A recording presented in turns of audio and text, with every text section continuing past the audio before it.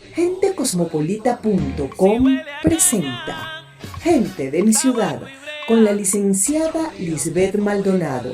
Síguela en Twitter y en Instagram como @eiliscoromoto.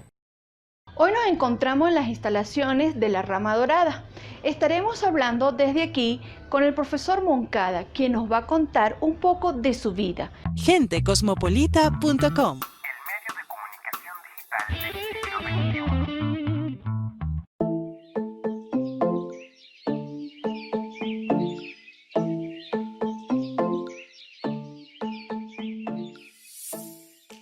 Bienvenido, profesor Moncada. A esta Gracias, tu Coromoto. revista, Gente de mi ciudad, transmitida por Gente Cosmopolita TV. Cuéntenos. Viejos amigos son. Viejos amigos, ¿verdad que sí? Sí, claro que sí. Ya tenemos. Profesor, hoy en el Día del Arquitecto, de antemano felicitaciones, cuéntenos, Gracias. ¿quién es el profesor Moncada? Yo no lo conozco. ¿No lo conoce? No, pero voy a intentar decir algo de lo que conozco de él. Bueno, Bernardo Moncada llegó a Mérida de Caracas, muy joven, y se quedó en Mérida, enamorado de Mérida como sus padres se enamoraron de la ciudad. Hace mucho tiempo, de manera que he visto crecer la ciudad. Conocí la ciudad donde patios como este veían pasar por el cielo los patos guirirí en bandadas cuando llovía, pero bandadas, donde los picos parecían siempre, yo recuerdo, helados de mantecado, permanentemente, cubiertos de esa blancura preciosa. Llovía, neblina, la Plaza Bolívar era como una especie de areópago ateniense donde se reunía la intelectualidad a dar vueltas. Poco antes se había construido esta casa donde estamos, una de las primeras casas que hizo el gran arquitecto Manuel Mujica Millán. Esta fue su primera casa que hizo aquí. Poco después de él hacerla, llegué yo a Mérida. Un bebé. Y la he visto crecer, la he visto desarrollarse, siempre enamorado de la ciudad. Comento que he tratado de escapar varias veces, pero siempre me atrapa. Es un sitio donde volver. Y mi memoria está indeleblemente unida a la ciudad. ¿Qué lo motivó, profesor, a usted a estudiar arquitectura? Bueno, aquí en la esquina está la primera escuela de arte que tuvo la universidad, la Escuela Antonio Esteban Frías. Varios artistas célebres de Mérida estudiaban ahí como muchachos, todos. Y ya tenía yo una devoción por la expresión plástica, ¿no? Por el tema del dibujo, por el tema de la creatividad, por el tema... Y no había en ese momento escuelas de arte universitarias. Yo quería ser un universitario como era mi padre, lo mejor que pudiera ser. Y lo que encontré a través del rock and roll y a través de la plástica fue el grupo de gente que empezaba a enseñar y a estudiar arquitectura en Mérida. Yo ni siquiera sabía cómo era esa carrera, pero realmente este encuentro me fascinó.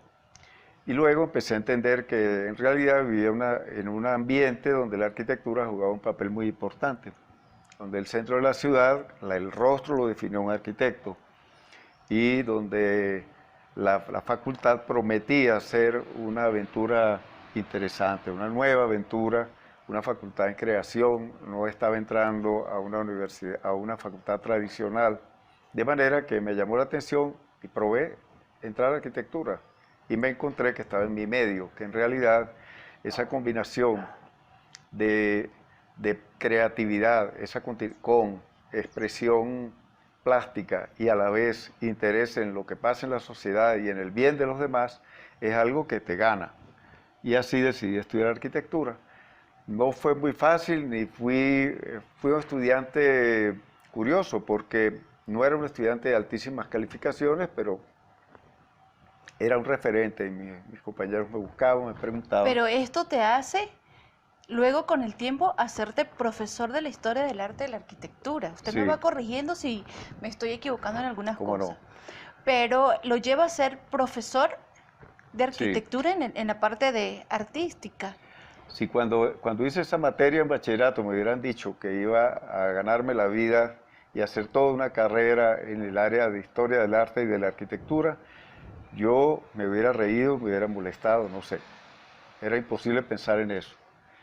Pero cuando empecé a estudiar la historia de la arquitectura ya con profesores apasionados y cuando me di cuenta de que esa carrera donde yo estaba tenía toda esa trayectoria en la historia universal, esa importancia, porque la arquitectura es sumamente importante. Desde los primeros momentos en que aparece, la arquitectura es una de las actividades fundamentales del ser humano, llena de contenido simbólico, llena de expresión humana, además de, como dije al principio, socorrer, atender necesidades básicas del hombre.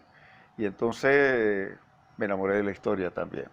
Y déjeme decirle una cosa, yo no me había graduado, ya era profesor de la facultad. Imagínese la pasión, o sea, Por usted sí. se enamoró no solamente de nuestras tierras, de nuestra arquitectura natural, sino que también se ha enamorado de las edificaciones que hay acá en Mérida. Y de la universidad también, claro, hay que aclarar eso. Ahí hay que aclarar eso. La ULA muy es una cosa importante. especial. Sí, señor.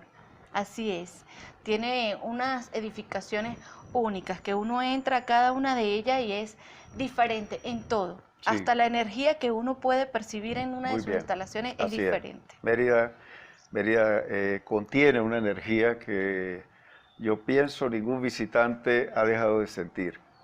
Y Así que ha es. dado lugar, por ejemplo, a que arquitectos tan importantes como Manuel Mujica Millán, del que hablé al principio, decidieran quemar las naves, dejar una carrera sumamente lucrativa, sumamente popular, importante, célebre en la capital de la República y trasladarse a este huequito que digo yo entre montañas que es Mérida y quedarse aquí hasta morir.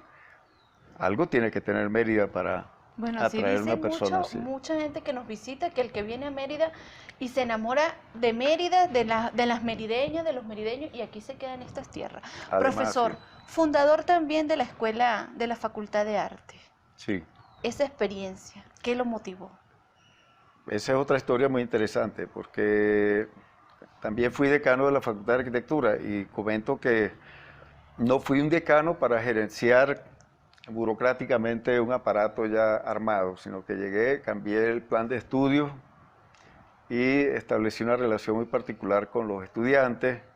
Logramos en ese tiempo, para decir que, no voy a contar todo, pero para decir que nunca me he casado con tareas rutinarias, tareas simplemente administrar, sino que el tema creativo siempre ha sido muy importante. Entonces, cuando salí de la dirección de relaciones, que yo pensaba que me iba a dedicar ya a tejer y a escribir y a estudiar, me llama el rector, que era Pedro Rico Gutiérrez, me dice, yo lo quiero al lado mío, me puso a trabajar ahí. Cuando terminé de allí, me llaman otra vez de la Dirección de Cultura de entonces, que era mi amigo Julio César Tallaferro, y me pide que arme el proyecto del Centro Universitario de Arte, cuyo objetivo era servir como una especie de plataforma transitoria para que las escuelas de arte que ya venían desde el 58 prosperando en todas las áreas, es decir, teníamos una buena escuela de música donde hubo violinistas como Ori Jason, yo estudié música también, estudié guitarra, Leogildo Díaz, por nombrar dos, ¿no? Luego había estudiado en la escuela Antonio Esteban Frías, allí me dio clases de gente como de la Fuente, profesor Montenegro, etc. De manera que tenía ya como una especie de caldo de cultivo y relación fluida con todos los artistas. Debido a mi experiencia como decano, me llamaron para que tomara el proyecto y lo asumí con mucho gusto, sin ningún estipendio extra, porque nada más la aventura fue extraordinaria. Bueno, profesor, se nos queda corto el tiempo para poder conversar con usted toda la historia, todas esas vivencias que usted tiene. Y bueno, ya aquí nuestro equipo nos está haciendo señales de que debemos terminar, pero vamos a quedar pendiente con una nueva entrevista donde nos va a contar esa parte de la creación que usted hace con las guías de catedral en Mérida, algo que para ustedes va a ser muy sabroso experimentar. Gentecosmopolita.com. Gente de mi ciudad, con la licenciada Lisbeth Maldonado. Te esperamos en una próxima entrega.